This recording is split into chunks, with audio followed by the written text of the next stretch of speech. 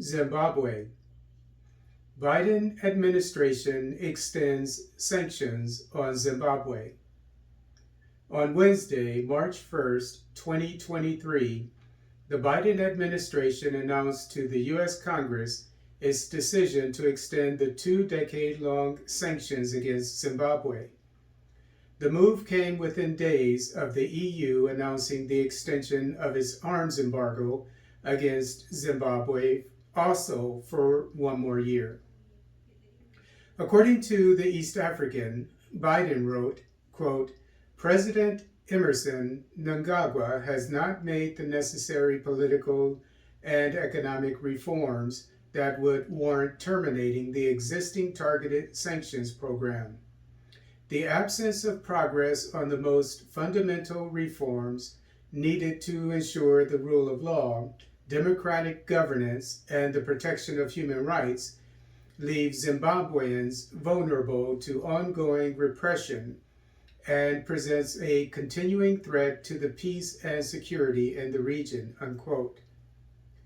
Without going into detail, Biden claimed the actions of the administration of Zimbabwean President Emmerson Mnangagwa pose a threat to U.S. foreign policy in the region. After the Western sanctions, the World Bank and the IMF stopped lending Zimbabwe money because it defaulted on its loans, causing the nation to turn to China to borrow money. Mboneni Ncube, a supporter of the president of opposition party Citizens Coalition for Change, Nelson Chamisa, was stabbed to death at a political rally in Mnangagwa's hometown, Kwekwe. 22 others were taken to Kwekwe General Hospital with serious injuries.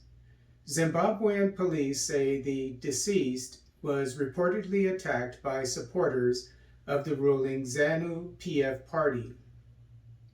As per the East African, last year, African leaders encouraged the U.S. to lift its sanctions on Zimbabwe.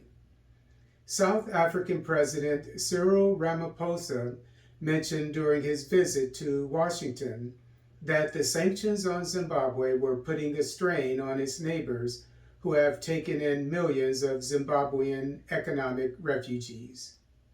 According to News 24 Wire, Mnangagwa paid K Street lobbying firm Mercury Public Affairs $90,000 a month from 2019 to 2021 to persuade Washington to lift the sanctions. In the early 2000s, Zimbabwean President Robert Mugabe seized 23 million acres of land from white farmers.